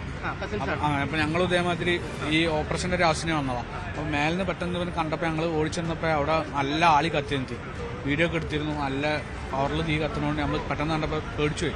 അപ്പോൾ നമ്മളെ കൊണ്ട് പറ്റുന്ന സഹായം നമ്മൾ ചെയ്ത് പൈപ്പ് കാര്യങ്ങൾ. അപ്പോൾ ഹോസ്പിറ്റലിൻ്റെ ഭാഗത്തുനിന്ന് സാധനങ്ങളൊക്കെ ഉണ്ടായതുകൊണ്ട് നമുക്ക് പെട്ടെന്ന് തീ അണക്കാൻ പറ്റും. പിന്നെ പെട്ടെന്ന് 10 മിനിറ്റിനുള്ളിൽ ഫയർഫോഴ്സ് വന്ന് അപ്പോൾ അത്യാവശ്യം ആൾക്കാരൊക്കെ ആയി എല്ലാവരും ഹെൽപ്പ് ചെയ്തുകൊണ്ട് ഞാൻ തീ അണക്കാൻ പറ്റും. നിങ്ങളപ്പോൾ ഈ പേടിച്ചിട്ട് തീ വരുന്നതുകൊണ്ട് താഴേക്ക് പോകാനല്ല നോക്കിയത് എന്തായാലും? നമ്മൾ മേലെ അതിൻ്റെ തൊട്ട് താഴെ ഉണ്ടായിരുന്നു. അപ്പോൾ എന്താ സംഭവിച്ചത്, ഞങ്ങൾ പെട്ടെന്ന് മേലൊക്കെ പോയി നോക്കിയതാ. അപ്പോൾ അത്യാവശ്യം തീ കത്തുന്നതുകൊണ്ട് കണ്ടപ്പോൾ പിന്നെ എല്ലാവരും ഉണ്ട്, അത്യാവശ്യം ആളുള്ളതുകൊണ്ട് പിന്നെ നമുക്കിപ്പോൾ സഹായിക്കല്ല, വേറെ മാർഗമില്ലല്ലോ, ആർക്കും എന്തായാലും എന്തോ സംഭവിച്ചു പോകും. അപ്പോൾ അതുകൊണ്ട് ഒരു ധൈര്യം വന്നപ്പോഴാണ് സഹായിച്ചു പോയത്. എന്തായാലും വലിയ തോതിൽ തീ ആളിക്കത്തുന്നുവെങ്കിൽ പോലും ഭയന്ന് താഴേക്ക് പോകാനല്ല, മറിച്ച് ആ തീ പിടിക്കുന്ന ഇടത്തേക്ക് പോയി തന്നെ ഫോം ഫയർ എക്സ്റ്റിംഗ്വിഷർ അടക്കം ഉപയോഗിച്ച് പൈപ്പിൽ നിന്നും ആ ഹോസൊക്കെ കണക്ട് ചെയ്ത് വെള്ളം അടിച്ച് ആശുപത്രി ജീവനക്കാർക്കൊപ്പം തന്നെ നിൽക്കാൻ, അല്ലെങ്കിൽ അതിന് ഒരു മുൻകൈ എടുക്കാൻ ആണ് ഈ 2 ചെറുപ്പക്കാരും ശ്രമിച്ചത്. എന്തായാലും ഇതടക്കമുള്ള കാര്യങ്ങൾ വലിയ തോതിൽ തീ ആളി പടരുന്നതിൽ നിന്നും ആശുപത്രിയെ രക്ഷിക്കാൻ സാധിക്കുന്ന ഒരു സാഹചര്യമാണ് ഉണ്ടായത്. സമരം അവസാനിപ്പിക്കാനുള്ള തീരുമാനത്തിൽ മുനമ്പം സമരസമിതിയിൽ ഭിന്നത. സമരസമിതി തീരുമാനത്തിനെതിരെ ഒരു വിഭാഗം രംഗത്തെത്തി. സമരം അവസാനിപ്പിക്കുവാനുള്ള തീരുമാനം 5 പേർ മാത്രം ചേർന്ന് എടുത്തത് എന്നാണ് വിമതചേരി ആരോപിക്കുന്നത്. നാളെ മുതൽ പുതിയ സമരപ്പന്തൽ കെട്ടി സമരം തുടങ്ങുമെന്നും പ്രഖ്യാപിക്കുകയാണ് ഇവർ. മുനമ്പം തീരത്ത് താമസിക്കുന്ന ഏകദേശം 250ഓളം വരുന്ന കുടുംബങ്ങൾ കുഴിപ്പള്ളി, പള്ളിപ്പുറം വില്ലേജുകളിലായി കരമടച്ചു കഴിഞ്ഞു. പോക്കുവരവ് ചെയ്യുന്നതിന് വേണ്ടി കുഴിപ്പള്ളി വില്ലേജിൽ ഹെൽപ്പ് ഡെസ്ക് തുറക്കാമെന്ന് മന്ത്രി പി രാജീവിൽ നിന്ന് ഭൂസംരക്ഷണ സമിതിക്ക് ഉറപ്പ് ലഭിച്ചതിന്റെ അടിസ്ഥാനത്തിലാണ് നിരാഹാര സമരം അവസാനിപ്പിക്കാൻ ഭൂസംരക്ഷണ സമിതി കോർ കമ്മിറ്റി തീരുമാനിച്ചത്. ഡാനി പോളിന്റെ റിപ്പോർട്ടിലേക്ക്. മുനമ്പത്ത് റവന്യൂ അവകാശങ്ങൾ സ്ഥാപിച്ചു കിട്ടണമെന്നാവശ്യപ്പെട്ടുകൊണ്ട് നാട്ടുകാർ നടത്തിയ സമരം അത് പിൻവലിക്കുകയാണ്. നാളെ നിരാഹാര സമരം പിൻവലിക്കുമെന്ന് ഔദ്യോഗികമായി സമരസമിതി അറിയിച്ചിട്ടുണ്ട്. 413 ദിവസമാണ് ഇന്ന് കൂടി വരുമ്പോൾ 413ാം ദിവസമാണിന്ന്. ഈ ദിവസം വരെയും സമരമുണ്ടായിരുന്നു. സമരപന്തലിൽ പള്ളിക്കകത്ത് ഉണ്ടായിരുന്ന സമരപന്തലിൽ സ്ഥിരമായി ഈ 612ഓളം കുടുംബങ്ങളുടെ പ്രതിനിധീകരിച്ചുകൊണ്ട് ഇവിടെ ഓരോ ദിവസവും അവർ നിരാഹാര സമരത്തിൽ ഏർപ്പെട്ടുകൊണ്ട് പോന്നിരുന്നു. ഏതായാലും ആ സമരത്തിനൊടുവിൽ വിജയം കാണുന്നു എന്നതാണ് അവർ പറയുന്നത്. റവന്യൂ അവകാശങ്ങൾ പുനഃസ്ഥാപിച്ചു കിട്ടുന്നതിൽ ഹൈക്കോടതി സിംഗിൾ ബെഞ്ചിൽ നിന്ന് നേടിയ വിധിയുടെ സാഹചര്യത്തിലാണ് ഇപ്പോഴുള്ള ഈ സമരത്തിൽ നിന്ന് പിൻവാങ്ങലെന്നാണ് അറിയിച്ചിട്ടുള്ളത്. കൂടുതൽ ഉറപ്പുകൾ സർക്കാർ നൽകിയിട്ടുണ്ട്. റവന്യൂ അവകാശങ്ങൾ ഏതാണ്ട് 250ഓളം പേർക്ക് ഇതിനകം തന്നെ ഭൂമിയിലെ റവന്യൂ പണമടക്കാനടക്കം കഴിഞ്ഞിട്ടുണ്ട്. ഏതായാലും ഇത്തരമൊരു സാഹചര്യം തുറന്നുകൊണ്ട് പോകാൻ കഴിയുമെന്നാണ് അവരുടെ പ്രതീക്ഷ. ഏതായാലും ഹൈക്കോടതിയുടെ അടുത്ത കേസ് പരിഗണിക്കും വരെ നികുതി അടക്കാമെന്ന് പറഞ്ഞിട്ടുണ്ട്. ഈ നികുതി അടക്കുന്നത് തന്നെയും ഹൈക്കോടതി ഉത്തരവുകളുടെ തുടർന്നുള്ള നിയമ നടപടികളുടെയും എല്ലാം സാധ്യതകളുടെ അടിസ്ഥാനത്തിലായിരിക്കുമെന്നാണ് അറിയിച്ചിട്ടുള്ളത്. എങ്കിൽ കൂടിയും നിലവിൽ സമരം പിൻവലിക്കാനാണ് അവർ തീരുമാനിച്ചിരിക്കുന്നത്. ഏതായാലും അടുത്ത ദിവസം ഇതിന്റെ ഔദ്യോഗികമായ പ്രഖ്യാപനമുണ്ടാകുമെന്ന് സമരസമിതിക്ക് വേണ്ടി പള്ളി സഹവികാരി കൂടി ഇവിടെ അറിയിക്കുകയുണ്ടായി. നാളെ 2:30 നിങ്ങൾക്ക് എല്ലാവർക്കും ഇവിടെ വരാം. നമ്മളുടെ ഈ നിരാഹാര സമരം നമ്മൾ അവസാനിപ്പിക്കുകയാണ്. മന്ത്രി രാജീവും പിന്നെ ഉണ്ണികൃഷ്ണൻ MLAയും ബാക്കിയുള്ള നേതാക്കന്മാരും എല്ലാവരും സാന്നിധ്യത്തിൽ നമ്മുടെ സമര നേതാക്കന്മാർക്ക് നാരങ്ങാനീര് നൽകി നമ്മൾ ഈ നിരാഹാര സമരം അവസാനിപ്പിക്കുകയാണ്. ഇത് നമുക്ക് താൽക്കാലികമായിട്ടുള്ള റവന്യൂ അവകാശങ്ങൾ പുനഃസ്ഥാപിക്കുന്നതുമായിട്ടുള്ള നീക്കങ്ങളാണ് ഇപ്പോൾ നമുക്ക് ഗവൺമെന്റിൽ നിന്ന് കിട്ടിയത്. എന്നാൽ അതേസമയം തന്നെ ഒരു വിഭാഗം പേര് വീണ്ടും സമരം അവസാനിപ്പിക്കുന്നില്ല. നാളെ പള്ളിക്ക് സമീപം സമരപ്പന്തൽ തുറക്കുകയാണ്. റവന്യൂ അവകാശങ്ങൾ പൂർണ്ണമായും കിട്ടുക, വഖഫിന്റെ അവകാശത്തിൽ നിന്ന് ഈ ഭൂമിയെ പൂർണ്ണമായും ഒഴിവാക്കുക തുടങ്ങിയ ആവശ്യങ്ങൾ ഉന്നയിച്ചുകൊണ്ട് സമരത്തിൽ ഏർപ്പെടുകയാണെന്ന് വ്യക്തമാക്കിയിട്ടുണ്ട്. പള്ളിക്ക് സമീപം തന്നെ സമരപ്പന്തൽ ആരംഭിച്ചിട്ടുണ്ട്. BJPയെ അനുകൂലിക്കുന്ന, നേരത്തെയും ഈ സമര സമിതിയിൽ ഒരു ഭിന്നതയുണ്ടായിരുന്നാൽ കുറച്ചുപേർ BJPക്ക് ഒപ്പം നിൽക്കുകയും എല്ലാം തന്നെ പരസ്യമായിട്ട് നിൽക്കുകയും ചെയ്തു. BJP അനുകൂലിക്കുന്നവരാണ് ഈ ഒരു പ്രഖ്യാപനം നടത്തിയത്. ഇപ്പോഴുള്ള ഈ സമരം അവസാനിപ്പിക്കൽ അത് നാടകമാണെന്നും അത് തങ്ങൾ സമരം തുടർന്നുകൊണ്ടുപോകുമെന്നാണ് ഇവർ അറിയിച്ചിരിക്കുന്നത്. ഇന്ന് ഒരു 4 പേര് ഈ ഭൂസമരങ്ങളുടെ എന്ന് പറഞ്ഞ ഒരു 4 പേര് ചേർന്നെടുക്കേണ്ട തീരുമാനമല്ല സമരം നിർത്താന്നുള്ളത്. ഇതൊരു 610 കുടുംബങ്ങളുടെ തീരുമാനമാണ്, ഒരു പൊതുയോഗത്തിൽ എടുക്കേണ്ട തീരുമാനമാണ്. അല്ലാതെ ഇവർക്ക് തോന്നുന്ന പോലെ എടുക്കാനുള്ള തീരുമാനമല്ല. ഞങ്ങളത് കാരണം ഭൂസമരണ സമിതി നാളെ 2 മണിക്ക് സമരം നിർത്തുമ്പോൾ ഞങ്ങൾ ഇപ്പം നിങ്ങൾ കാണുന്നില്ല, ആ കാണുന്ന ആ പള്ളിയുടെ തൊട്ട് മുമ്പിൽ പറമ്പിൽ ഞങ്ങൾ പുതിയ ഷെഡ് കെട്ടി കാരണം ഞങ്ങളുടെ അവകാശങ്ങൾ തിരികെ കിട്ടിയിട്ടില്ല ഞങ്ങൾക്ക്. ഏതായാലും അടുത്ത ദിവസം മന്ത്രി പി രാജീവ് ഉൾപ്പെടെയുള്ളവർ ഇവിടെ എത്തി സമരം അനുഷ്ഠിക്കുന്നവർക്ക് അവരോട് ഐക്യദാർഢ്യം പറഞ്ഞുകൊണ്ട് തന്നെ സമരം അവസാനിപ്പിക്കുന്നു എന്ന് തന്നെയാണ് അറിയിച്ചിരിക്കുന്നത്. തുടർന്ന് സർക്കാർ അവർക്കൊപ്പം ഉണ്ടാകുമെന്നുള്ളൊരു ഉറപ്പ് നൽകിയിരിക്കുന്നു. അവരുടെ റവന്യൂ അവകാശങ്ങളിൽ തുടർന്ന് നടക്കുന്ന ഇത്തരം അതിന്റെ മുന്നോട്ട് പോക്കിലെല്ലാം തന്നെ സർക്കാർ നടത്താൻ ഒരു സഹായം ഉണ്ടാകുമെന്നുള്ള ഉറപ്പും എല്ലാം തന്നെ നൽകിയിട്ടുണ്ട്. കൂടുതൽ കാര്യങ്ങൾ ഇതുമായി ബന്ധപ്പെട്ടുകൊണ്ടുള്ള ഈ നടപടിക്രമങ്ങൾ, നിയമ നടപടികളും മറ്റും എന്താണെന്ന് ഈ അവസരത്തിൽ വിശദീകരിക്കുമെന്നാണ് പൊതുവിലും പ്രതീക്ഷിക്കുന്നത്. എന്നാലും മുനമ്പം സമരം അവസാനിക്കുന്നതോടൊപ്പം തന്നെ മറ്റൊരു വിഭാഗം സമരം അവസാനിച്ചിട്ടില്ല. തങ്ങളുടെ അവകാശങ്ങൾ പുനഃസ്ഥാപിക്കണം എന്നാവശ്യപ്പെട്ടുകൊണ്ടുള്ള സമരത്തിനു കൂടി നാളെ തുടക്കമിടുന്നു എന്നതാണ് പ്രത്യേകത. ക്യാമറാമാൻ പ്രശാന്ത് മംഗലശ്ശേരിക്കൊപ്പം ഡാനി പോൾ, ന്യൂസ് 18 കൊച്ചി. അർജന്റീന മത്സരത്തിനായി സ്പോൺസർക്ക് കൈമാറിയ കലൂർ സ്റ്റേഡിയം ഇന്ന് GCDയെ തിരിച്ച് ഏൽപ്പിക്കും. നിർമ്മാണ ജോലികൾ തീർക്കാനായി കമ്പനിക്ക് GCDയെ കൂടുതൽ സമയം അനുവദിച്ചേക്കും. നവമി ദിനേശാണ് വാർത്തയുടെ വിശദാംശങ്ങളുമായി ചേരുന്നത്. നവമി, ഇങ്ങനെ നൽകിയതിൽ ഉൾപ്പെടെ ചില വിമർശനങ്ങൾ ഉയർന്നു വന്നിരുന്നു. ഇപ്പോഴിതാ സ്റ്റേഡിയം തിരിച്ചു നൽകുകയാണ്. ഇനി തുടർ നടപടികൾ എന്തായിരിക്കും? സെപ്റ്റംബർ 26 മുതൽ നവംബർ 30 വരെ ആയിരുന്നു സ്റ്റേഡിയത്തിന്റെ പുനർനിർമ്മാണത്തിനു വേണ്ടി GCDയെ സ്പോൺസർക്ക് സമയം അനുവദിച്ചിരുന്നത്. അത് നാളെ അവസാനിക്കുകയാണ്. നാളെ ഞായറാഴ്ച ആയതിനാൽ ഇന്ന് തന്നെ സ്റ്റേഡിയം കൈമാറും, GCDക്ക് കൈമാറുമെന്നാണ് അറിയാൻ സാധിക്കുന്നത്. പക്ഷെ അപ്പോഴും പ്രധാനപ്പെട്ട ഒരു കാര്യം, സ്റ്റേഡിയത്തിന്റെ നിർമ്മാണ പ്രവർത്തനങ്ങൾ ഇപ്പോഴും പൂർണ്ണമായും അവസാനിച്ചിട്ടില്ല. സ്റ്റേഡിയത്തിന്റെ ഉള്ളിലുള്ള, അതായത് അന്താരാഷ്ട്ര നിലവാരത്തിൽ, ഫിഫയുടെ അന്താരാഷ്ട്ര നിലവാരത്തിലേക്ക് സ്റ്റേഡിയം മാറ്റുന്നതിന് വേണ്ടിയിട്ടുള്ള നിർമ്മാണ പ്രവർത്തികളായിരുന്നു നടന്നുകൊണ്ടിരുന്നത്. സ്റ്റേഡിയത്തിന് ഉള്ളിലുള്ള പ്രവർത്തനങ്ങളെല്ലാം തന്നെ ഇപ്പോൾ പൂർണ്ണമായി അവസാനിച്ചിട്ടുണ്ട്. പക്ഷേ പുറത്തുള്ള, അതായത് പാർക്കിംഗ്, സ്റ്റേഡിയത്തിലേക്കുള്ള റോഡ്, ഇതെല്ലാം ഇപ്പോഴും നിർമ്മാണം പാതി വഴിയിൽ ഇട്ടിരിക്കുകയാണ്. മെസ്സി വരില്ല എന്നറിഞ്ഞതോടുകൂടി സ്പോൺസർ പണി മന്ദഗതിയിലാക്കി എന്ന ആരോപണമാണ് പ്രതിപക്ഷമടക്കം ഉന്നയിച്ചുകൊണ്ടിരിക്കുന്നത്. അതിനോടൊപ്പം തന്നെ ഈ സ്റ്റേഡിയത്തിന്റെ മതിൽ നിർമ്മാണവുമായി ബന്ധപ്പെട്ട്, ചുറ്റുമതിൽ നിർമ്മാണവുമായി ബന്ധപ്പെട്ട് വലിയ വിവാദമുണ്ടായിരുന്നു. അത് നിയമം ലംഘിച്ചുകൊണ്ടുള്ള ഒരു നിർമ്മാണ പ്രവൃത്തിയായിരുന്നു അവിടെ നടന്നതെന്ന് പറഞ്ഞുകൊണ്ട് പിന്നീട് കോർപ്പറേഷൻ അതിനൊരു സ്റ്റോപ്പ് മെമ്മോ നൽകുകയും ചെയ്തു. അതിന്റെ കാര്യത്തിലും പ്രതിസന്ധി തന്നെ നിലനിൽക്കുകയാണ്. ആ ചുറ്റുമതിൽ നിർമ്മാണം പോലും പാതി വഴിയിൽ അവസാനിപ്പിച്ചിരിക്കുകയാണ്. അവിടെ വരുന്ന ഈ സ്റ്റേഡിയത്തിലേക്ക് വരുന്ന ആളുകൾക്ക് വളരെ ബുദ്ധിമുട്ടായിട്ടുള്ള രീതിയിൽ തന്നെയാണ് ആ നിർമ്മാണ പ്രവർത്തനങ്ങൾ ഇപ്പോൾ അവസാനിപ്പിച്ച് നിർത്തിയിരിക്കുന്നത്. ഇനി എന്തായിരിക്കും GCDയെ നടത്തുന്ന തുടർ നീക്കം എന്നാണ് ഉറ്റുനോക്കുന്നത്. ഈ സ്റ്റേഡിയം ഇന്ന് തിരിച്ച് GCDക്ക് സ്പോൺസർ കൈമാറിക്കഴിഞ്ഞാൽ ഈ നിർമ്മാണ പ്രവർത്തികൾ GCD ആയിരിക്കുമോ പണം മുടക്കി പൂർത്തിയാക്കുക, അതോ വീണ്ടും സ്പോൺസർക്ക് സമയം നീട്ടി നൽകുമോ എന്നതാണ് അറിയേണ്ടത്. എന്തായാലും GCDയുമായി ബന്ധപ്പെട്ട് നിൽക്കുന്നവർ പറയുന്നത് സ്പോൺസർക്ക് സമയം നീട്ടി നൽകാനുള്ള ഒരു സാഹചര്യത്തിലേക്കാണ് കാര്യങ്ങൾ കടക്കുന്നത്. കാരണം 70 കോടി രൂപയുടെ നിർമ്മാണ പ്രവർത്തികളാണ് അവിടെ നടന്നുകൊണ്ടിരിക്കുന്നത്. അതിൽ ഇനിയും പൂർത്തിയാകേണ്ട സാഹചര്യമുള്ളതിനാൽ സ്പോൺസർക്ക് തന്നെ തിരികെ നൽകി കുറച്ചുകൂടി സമയം നീട്ടി നൽകാനായിരിക്കും GCDയും തീരുമാനിക്കുന്നത്. പക്ഷേ ഔദ്യോഗികമായി ഇതിലൊരു അറിയിപ്പും GCDA ചെയർമാന്റെ ഭാഗത്ത് നിന്നും വന്നിട്ടുമില്ല. 30-ാം തീയതി തന്നെ ഈ നിർമ്മാണ പ്രവർത്തികൾ പൂർത്തിയാകുമെന്ന് സ്പോൺസർ വെല്ലുവിളിക്കുകയുമായിരുന്നു. മാധ്യമങ്ങൾ ഇതുമായി ബന്ധപ്പെട്ട് വലിയ വിവാദമുണ്ടായപ്പോൾ മാധ്യമങ്ങളോട് അടക്കം വെല്ലുവിളിച്ച സ്പോൺസർ പറഞ്ഞത് അക്കാര്യമാണ്. പക്ഷേ ഇപ്പോഴും നിർമ്മാണ പ്രവർത്തികൾ പാതി വഴിയിൽ തന്നെ നിർത്തിവെച്ചിരിക്കുകയാണ്. ഇടുക്കി ആനച്ചാലിൽ ആകാശ ഭക്ഷണശാലയിൽ വിനോദസഞ്ചാരികൾ കുടുങ്ങിയ സംഭവത്തിൽ സ്ഥാപനം താൽക്കാലികമായി അടച്ചുപൂട്ടാൻ ജില്ലാ ഭരണകൂടം നിർദ്ദേശിച്ചു. സദേൺ സ്കൈസ് എയറോഡൈനാമിക്സ് എന്ന സ്ഥാപനത്തിനാണ് മതിയായ സുരക്ഷാ സംവിധാനങ്ങൾ ഇല്ലാതെ പ്രവർത്തിച്ചതിന് സ്റ്റോപ്പ് മെമ്മോ നൽകിയത്. സ്ഥാപനത്തിന്റെ നടത്തിപ്പുകാർക്കെതിരെ പോലീസ് കേസും രജിസ്റ്റർ ചെയ്തു. സാഹസിക വിനോദമായ ആകാശ ഭക്ഷണശാല ഒരുക്കിയ ഇടുക്കി ആനച്ചാലിലെ സ്ഥാപനത്തിനെതിരെയാണ് ജില്ലാ ഭരണകൂടവും പോലീസും നടപടിയെടുത്തത്. തഹസിൽദാർ നടത്തിയ പരിശോധനയിൽ സ്ഥാപനത്തിന് മതിയായ രേഖകൾ ഇല്ലെന്ന് കണ്ടെത്തി. ഇതേ തുടർന്നാണ് സദേൺ സ്കൈസ് എയറോഡൈനാമിക്സ് താൽക്കാലികമായി അടച്ചുപൂട്ടിയത്. മതിയായ സുരക്ഷാ സംവിധാനങ്ങൾ പാലിക്കാതെ സാഹസിക വിനോദം നടത്തിയതിനെതിരെയാണ് നടപടി. നടത്തിപ്പുകാരായ സോജൻ, പ്രവീൺ എന്നിവർക്കെതിരെയാണ് കേസ്.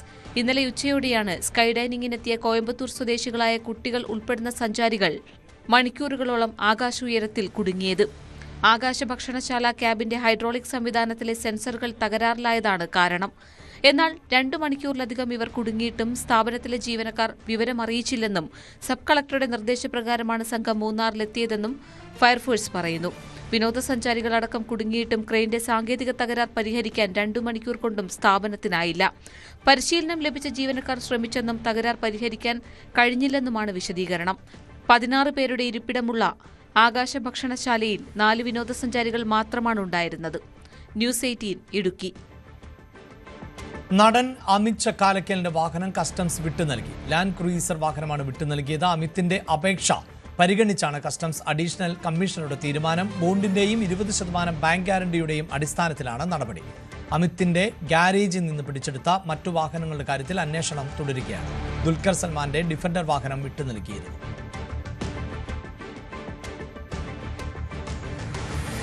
മലപ്പുറം നിലമ്പൂർ എടക്കരയിൽ വൻ ലഹരിമരുന്ന് വേട്ട. കോഴിക്കോട് സ്വദേശികളായ ഷെഫീഖ്, സുബിന എന്നിവർ പിടിയിലായി.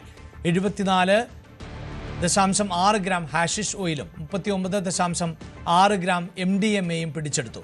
സുബീനയുടെ കാലിൽ കെട്ടിവെച്ചായിരുന്നു ലഹരി വസ്തുക്കൾ കടത്താൻ ശ്രമിച്ചത്.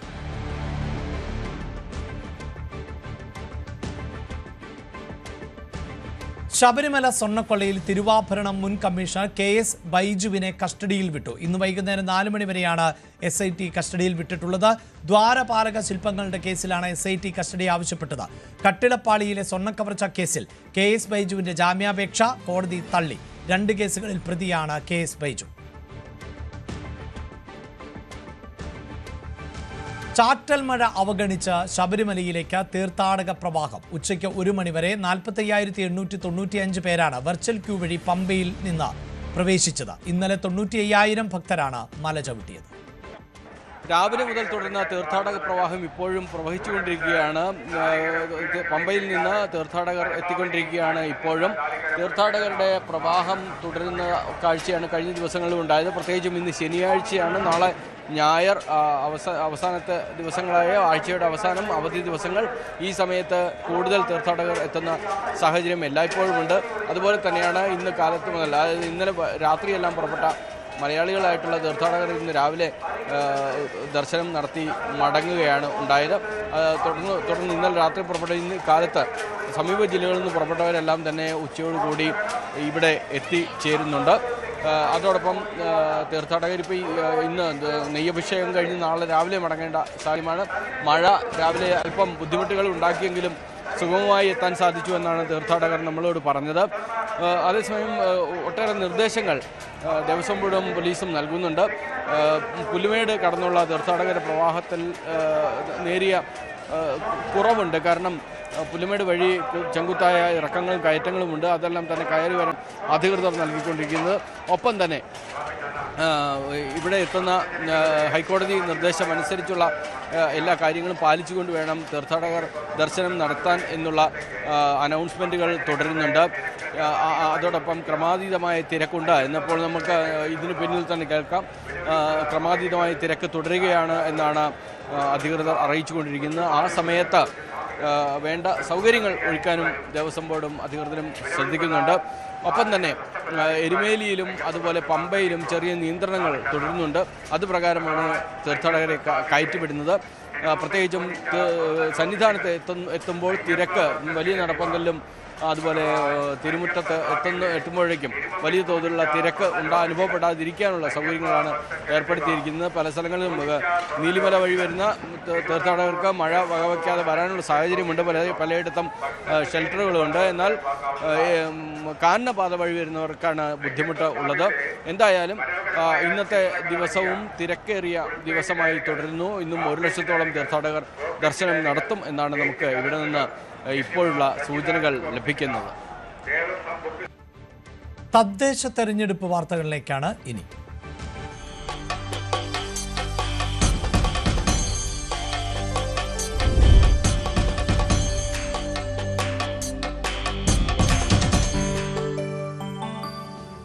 ഇടുക്കി വണ്ണപ്പുറത്ത് LDF സ്ഥാനാർത്ഥിക്കെതിരെ പരാതി. 13ാം വാർഡ് LDF സ്ഥാനാർത്ഥി ലിജോ ജോസഫിന് എതിരെയാണ് അംഗൻവാടി വർക്കർ പരാതി നൽകിയത്. അസഭ്യം പറഞ്ഞുവെന്നാണ് പരാതി. സംഭവത്തിൽ അംഗൻവാടി ഹെൽപ്പർ നബീസ പോലീസിൽ പരാതി നൽകി.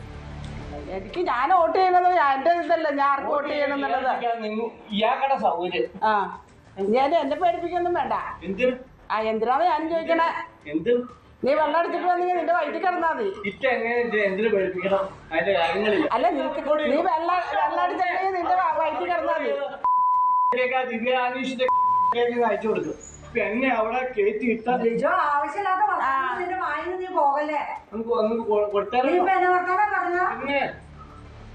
അതങ്ങനെ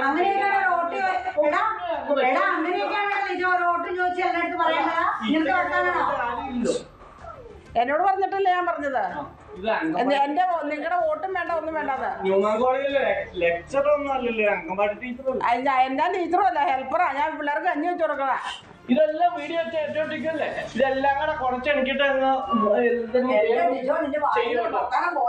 എന്തെങ്കിലും ചെയ്യാൻ പറ്റിയോ ചെയ്തോ. കേട്ടോ, ഞാൻ CPM കാരനാണ്. അതിനിപ്പോ ഞാൻ മുസ്ലിം ലീഗുകാരന് വർഗീയവാദിയല്ല. അതിനിപ്പോ ഞാനെന്താ വേണ്ട? മനസ്സിലാക്കിയാൽ മതി. നീ വെള്ളം അടിച്ചിട്ട് വന്ന് ഇവിടെ വന്ന് നീ പ്രശ്നം ഉണ്ടാക്കണം എന്തിനാ? ഞാൻ വെള്ളം അടിച്ചു എന്നാലാ പറഞ്ഞേ? ഞാൻ വെള്ളം അടിച്ചു എന്നാലാ പറഞ്ഞേ? ഞങ്ങൾക്കറിയാം, ഒരു മനുഷ്യർക്കറിയാം. നിന്റെ മണത്തിട്ട് ഇവിടെ നിൽക്കാൻ പാടില്ല. പിന്നെ വെള്ളം അടിച്ചില്ല നിൽക്കാൻ പാടില്ല. എന്റെ സർക്കിളിനെ വിളിക്കാനേ, വിളിച്ചു കഴിഞ്ഞാൽ അവര് വരാതെയൊന്നും ഇരിക്കില്ല. വിളിച്ചോ, ഞാനിവിടെ നിൽക്കില്ലേ, 10 നിമിഷം ആയിരിക്കാം. വിളിക്കും, വിളിച്ച അവര് വരാതെയൊന്നും ഇരിക്കില്ല. ഒരു സ്ഥാപനത്തിന് എന്നാ ഇങ്ങനത്തെ വൃത്തിയായിട്ട് വർത്താനങ്ങളല്ല ഈ പിള്ളേർ വിട്ടുപോയ ആളാ. ബിനി അറിയുന്നതിന് മുമ്പ് ഇത്തന്നെ ഞാൻ അറിയണം. ഇത്തയുടെ മജിദിക്കാനും ഞാൻ അറിയുന്നതാണ്. ഇത്ത ഞാനുമായിട്ട് വർത്താനം പറഞ്ഞത് നല്ല രീതിയിലാണ്. എനിക്കറിയാലോ, എനിക്കിവിടെ കിടന്ന് കരയാൻ പറഞ്ഞു. എന്റെ മുന്നും പറിച്ചാൽ എനിക്കിവിടെ എനിക്കറിയാം. നിങ്ങൾ എന്റെ ബലാത്സംഗം ചെയ്യുന്ന എനിക്ക് പറയാമോ? നല്ല മനുഷ്യരെ പോയി ബലാത്സംഗം ചെയ്യാമോ എന്നുള്ള പെണ്ണിന് ബലാത്സംഗം ചെയ്യാം. അതുകൊണ്ടാണ് എന്തോരം നല്ല മനുഷ്യരാണ്. രാഹുല് അതിന് തൂങ്ങിച്ചാവുക ആണോ? എന്നാ പിന്നെ പലതവണ തൂങ്ങിച്ചാകേണ്ട വരണം.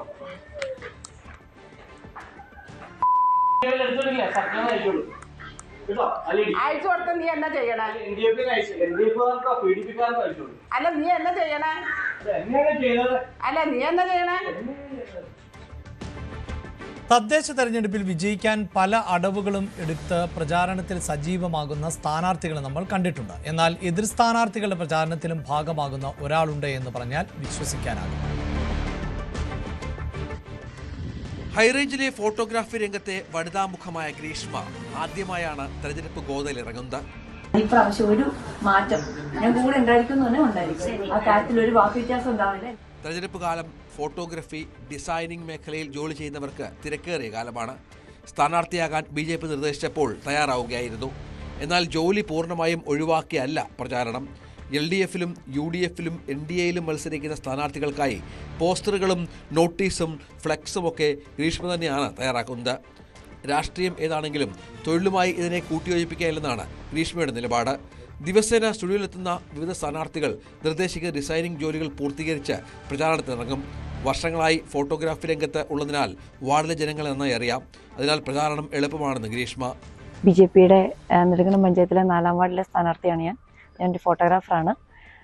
അതിലുപരി എൻ്റെ വർക്ക് കളയാതെ, എൻ്റെ തൊഴിൽ കളയാതെ തന്നെയാണ് ഞാൻ ഈ പ്രവർത്തനത്തിലേക്ക് വന്നേക്കുന്നത്. ഇതിൻ്റെ ഇടയ്ക്ക് രാവിലെയും വൈകിട്ടും ഒക്കെ ആയിട്ടാണ് പ്രവർത്തനങ്ങളെല്ലാം നടക്കുന്നത്. അതുപോലെ മറ്റ് സ്ഥാനാർത്ഥികളെല്ലാം ഭാഗത്തിലുള്ള എല്ലാം UDF LDF എല്ലാ സ്ഥാനാർത്ഥികളുടെയൊക്കെ വർക്കുകൾ നമ്മൾ ചെയ്യുന്നുണ്ട്.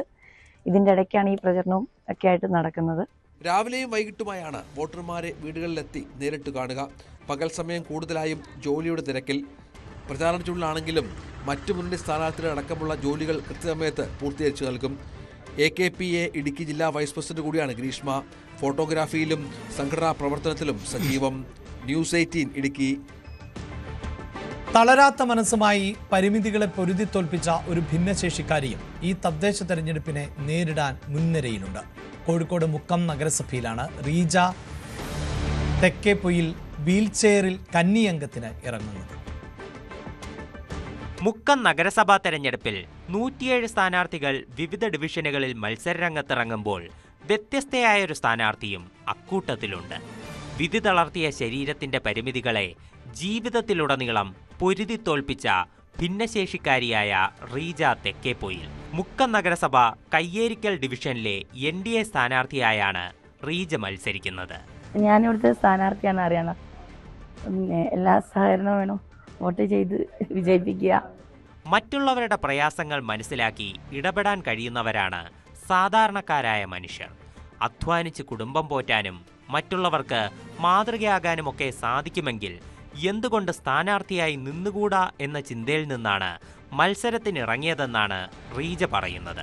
ഇലക്ഷനിൽ മത്സരിക്കാനുള്ള ഒന്നാമത്തെ കാരണം എന്ന് വെച്ചാൽ ഭിന്നശേഷിക്കാരായ എല്ലാവരും എല്ലാ രംഗത്തും വരണം എന്നുള്ള ഒരു ആഗ്രഹം കൊണ്ടാണ്. പിന്നെ ഒരു പാർട്ടിയുടെ ചിഹ്നത്തിൽ മത്സരിക്കാൻ കിട്ടിയ ഈ ഒരു അവസരം അത് വിനിയോഗിക്കണമെന്ന് എനിക്ക് തോന്നി. പിന്നെ ഞങ്ങളെപ്പോലെയുള്ള ആളുകൾക്ക് മറ്റുള്ളവരുടെ എല്ലാ അസൗകര്യങ്ങളെക്കുറിച്ചും പറഞ്ഞാൽ പെട്ടെന്ന് മനസ്സിലാവും. അപ്പോൾ നമ്മുടെ നാട്ടിൽ വികസനം വരേണ്ടത് അത്യാവശ്യമാണ്. അപ്പം വികസനം കൊണ്ടുവരിക എന്നുള്ളതാണ് എൻ്റെ ലക്ഷ്യം. 10ാം വയസ്സിൽ വന്ന പോളിയോ രോഗമാണ് റീജയുടെ ചലനശേഷിയെ തളർത്തിയത്. പക്ഷേ വിധിക്ക് മുന്നിൽ തളരാൻ റീജ ഒരുക്കമായിരുന്നില്ല. കന്യംഗത്തിനിറങ്ങിയ റീജ വീടുകളിൽ വോട്ട് ചോദിക്കാൻ എത്തുന്നതെല്ലാം വീൽ ചെയറിലാണ്. മണാഞ്ചേരിയിൽ തയ്യൽ കട നടത്തിയാണ് റീജ കുടുംബം പുലർത്തുന്നത്. കൈകൊണ്ട് നിയന്ത്രിക്കാൻ സാധിക്കുന്ന മെഷീൻ ഉപയോഗിച്ചാണ് തൊഴിൽ ചെയ്യുന്നത്. തെരഞ്ഞെടുപ്പ് കാലത്ത് ആകെയുള്ള വില്ലൻ മഴയാണ്. എന്നാൽ ദൂരെ സ്ഥലങ്ങളിൽ പോയി വോട്ട് ചോദിക്കാൻ സഹായമായി സുഹൃത്തുക്കളും റീജയ്ക്കൊപ്പമുണ്ട്. ന്യൂസ് 18 കോഴിക്കോട്. സ്വർണ്ണവെള്ളി നിരക്കുകൾ. കവിത ഗോൾഡ് ആൻഡ് ഡയമണ്ട്സ് ഇന്നത്തെ സ്വർണം വെള്ളി നിരക്കുകൾ നിങ്ങൾക്കായി സമർപ്പിച്ചത് Kavitha gold and diamonds, the versatile jeweller. സ്വർണം ഗ്രാമിന് 11,900 രൂപ, പവൻ 95,200, 18 ഗ്രാം 9,845, പവൻ 78,760, വെള്ളി ഗ്രാം 183, കിലോ 1,83,000 രൂപ. കവിത ഗോൾഡ് ആൻഡ് ഡയമണ്ട്സ് ഇന്നത്തെ സ്വർണം വെള്ളി നിരക്കുകൾ നിങ്ങൾക്കായി സമർപ്പിച്ചത് Kavitha gold and diamonds, the versatile jeweller. പകൽ വാർത്ത പൂർണ്ണമാവുകയാണ്. ഇടവേളയ്ക്ക് ശേഷം സ്പോട്ട് ലൈവുമായി അനുശ്രീ.